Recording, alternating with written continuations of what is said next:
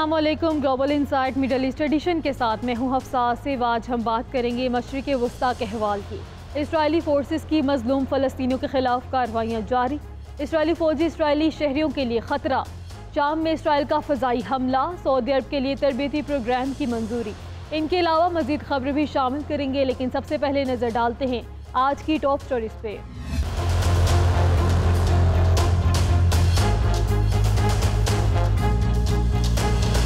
Saudi अरब में सरकारी doctor की गफलत, मरीज जाम बहक, बुरसा का अदालत से रुजू।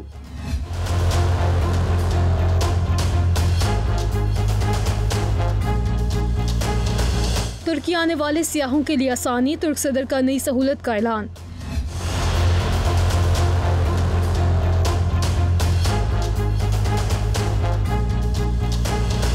सऊदी अरब में कत्ल के पुराने केस का फैसला, मकतूल के बाप का हैरान कुन इकदाम।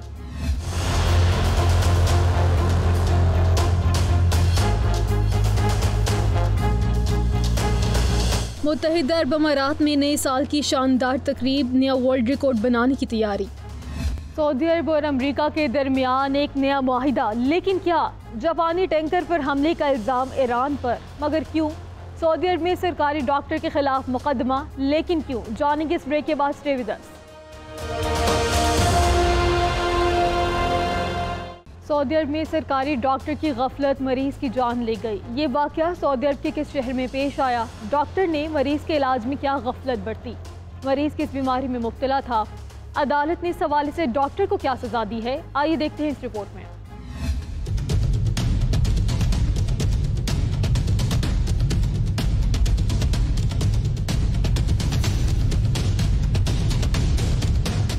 सऊदी अरब में सरकारी अस्पताल के डॉक्टर को मरीज की मौत का जिम्मेदार करार दे दिया गया। रिपोर्ट के मुताबिक दारुल हुकूमत रियाज के एक सरकारी अस्पताल के डॉक्टर को मरीज की मौत का जिम्मेदार करार देते हुए दियत अदा करने का हुक्म दिया है। इंतकाल करने वाले शख्स के बुरसा के वकील ने बयान में कहा कि डॉक्टर की गलती के बायस ये अफसोसनाक हादसा पेश आया। अदालत में तिब्बी कमेटी ने दियत अदा करने की सिफारिश की थी।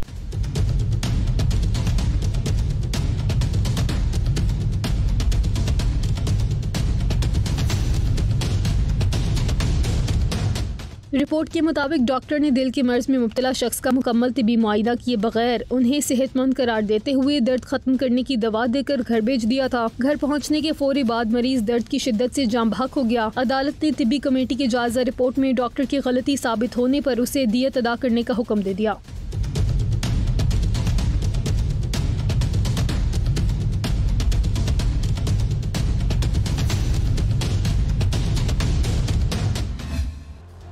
तुर्क सदर का हम ऐलान, मगर क्या?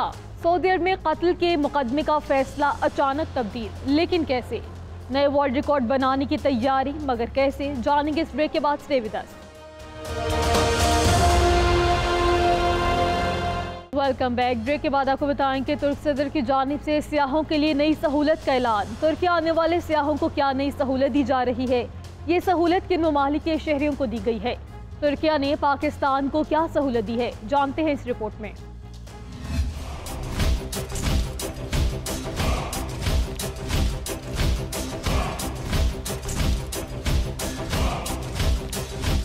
तुर्क सदर रजब तैयब एर्दोगान तुर्किया के सऊदी अरब समेत 6 ममालिक के शहरियों को वीज़ा से इस्तिस्ना देने का ऐलान कर दिया। एक फैसला जारी करते हुए सऊदी अरब, अमेरिका, कनाडा, बहरीन, मुत्तहिदा अरब अमारात और ओमान के आम पासपोर्ट के हामिल शहरियों को वीज़ा से इस्तिस्ना दिया है। तुर्क सदर के फैसले के मुताबिक वीज़ा से इस्तिस्ना की सहूलत सेहत के मकासद के लिए तुर्की आने वालों के लिए है। तुर्की मीडिया के मुताबिक ये नया वीज़ा फ्री निज़ाम उन ममालिक के शहरियों को 90 दिन तक तुर्किया में बिना वीज़ा के घूमने की इजाज़त देगा। याद रहे कि तुर्किया ने पाकिस्तान के लिए अपने मुल्क के सफर को काबिल रसाई और आसान बनाने के लिए ई वीज़ा सिस्टम मुतारिफ करवाया है।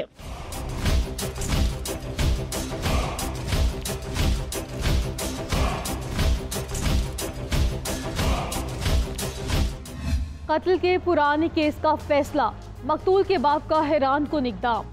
कत्ल का ये केस कितने साल पुराना था? कत्ल होने वाले नौजवान का नाम क्या है?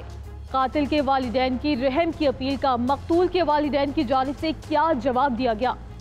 मकतूल के बाप ने क्या हैरान कुन इक़दाम किया? जानते हैं इस रिपोर्ट में।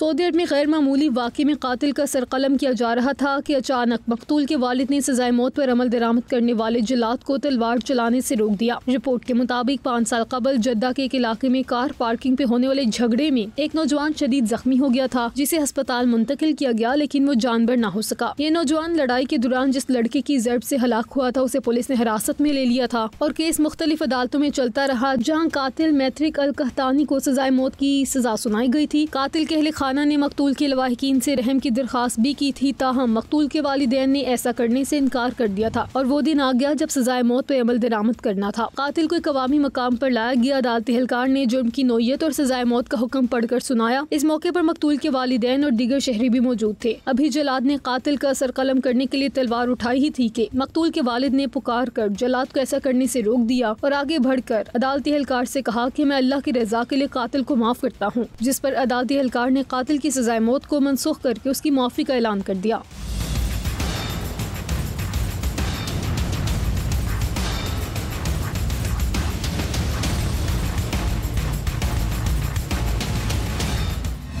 मुत्तहिदा अरब अमारात में नए साल के जश्न की तैयारी। नए साल की तकरीब कहाँ मुनक्किद की जाएगी? आतिशबाजी का मुजाहरा कितना तवील और किन इलाकों तक किया जाएगा? तकरीब में क्या नई चीज़ पेश की जाएगी? जश्न में कितने शायकीन की आमद की तवक्को की जा रही है, जानते हैं इस रिपोर्ट में।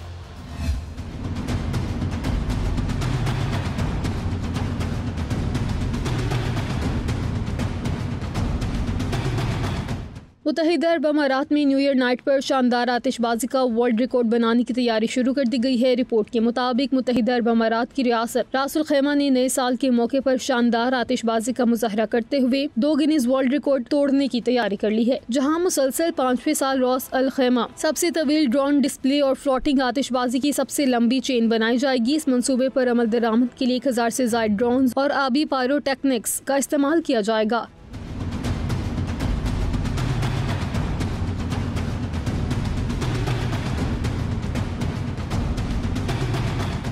8 मिनट के इस शानदार डिस्प्ले का मुजाहरा साहिल समंदर के साथ 4.5 किलोमीटर के इलाके में अलमरजान जजीरे से रास अल खैमा के अल अहमर गांव तक किया जाएगा। इस दौरान पहली बार ग्राउंड ब्रेकिंग तकनीक पेश की जाएगी, जो शायकीन के लिए एक नया तजुर्बा होगा। तवक्को है कि 50,000 से ज्यादा शायकीन इस शानदार जश्न का मुशाहिदा करने के लिए जमा होंगे। मुत्तहिदा अरब अमारात की वजारत इफरादी क़ुव्वत ने नए साल की खुशी में 1 जनवरी 2024 को आम तातील का ऐलान भी किया है। 1 जनवरी को तमाम तालीमी इदारे भी बंद रहेंगे। सरकारी और निजी इदारों में 2 जनवरी को काम का दोबारा आगाज किया जाएगा।